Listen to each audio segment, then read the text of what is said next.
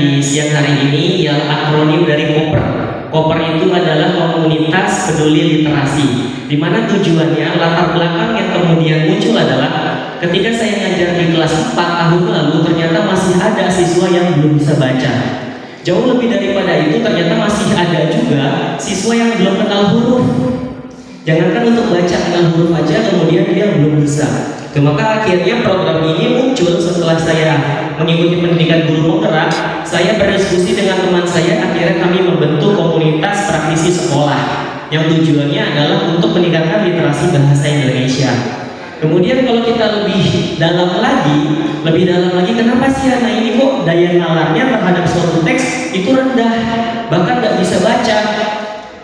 Kalau kita pelajari itu, yang saya tahu masalahnya adalah anak dari usia 0 tahun itu tidak pernah diceritakan, didongengkan, diceritakan tentang suatu buku oleh ibunya, sehingga ini jadi suatu problem. Dan ini akhirnya yang membuat kami bermitra dengan orang tua murid, sekolah, kemudian komunitas sekolah, dengan perpustakaan keliling. Yang pertama adalah kami berdiskusi dengan orang tua. Dengan orang tua kami mendiskusikan bahwa pentingnya menceritakan suatu buku bacaan cerita pada anak bahkan dari usia 0 tahun. Jadi penelitian yang pernah saya baca, anak itu gak usah diikuti ke les bimbel, karena pada dasarnya anak bisa membaca kalau dia sudah tuntas masalah warna, bentuk. Nanti anak akan bisa membaca, gak usah ikut bimbel sebenarnya. Hasil penelitian pernah saya baca. Dan ternyata anak-anak yang belum bisa baca, yang belum kenal huruf, setelah saya panggil orang tuanya mengakui bahwa dari anaknya kecil gak pernah dibacakan cerita oleh orang tuanya. Maka per ini tujuannya adalah untuk meningkatkan literasi bahasa anak. Itu dan dari programnya bentuknya apa? Programnya program kokurikuler yang dilakukan di luar jam sekolah. Yang pertama, kita mengetahui profil minat baca siswa. Ketika siswa yang belum bisa baca, nggak harus dia dikasih buku bacaan, enggak. Tapi tahap pertama yang kami lakukan adalah anak ini dikenalkan dengan dongeng. Anak ini diceritakan dongeng oleh gurunya, sehingga dia merasa tertarik.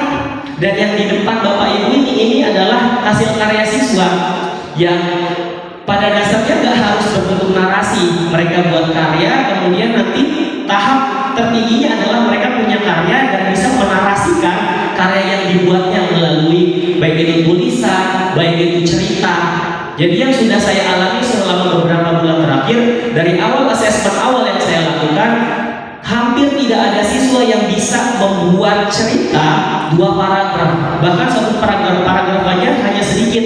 Tapi kemudian kita berikan program ini dan akhirnya mereka sudah ada beberapa yang bisa membuat cerita imajinasinya.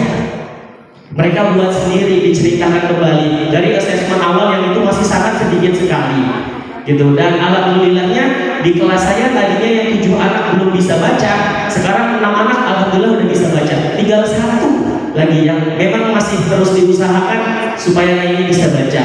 Kemudian tahap awalnya didongengkan, dikenalkan dengan dongeng. Harapan tertingginya adalah anak ini nanti jadi pemeran utama dalam proses pembelajarannya. Pemeran utamanya ngapain dia? Nanti ketika dia sudah berada di tahap tertinggi, dia bisa membantu adik-adiknya menceritakan dongeng, dia membuat karya, yang kemudian pengawas sekolah juga minta setiap sekolah tuh harus punya sebuah karya. Karyanya apa?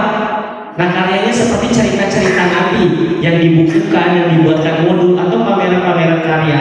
Ini juga ada namanya pop art book yang dibuat oleh siswa. Yang ini nanti tahap tertinggi dari anak itu bisa bikin buku ini, bisa membuat ceritanya sendiri dan bisa dinikmati. Jadi bukunya nggak harus kita beli, hasil karya kakak kelasnya kah bisa dibaca oleh adik-adiknya. Jadi itu saja yang bisa saya sampaikan. Assalamualaikum warahmatullahi wabarakatuh.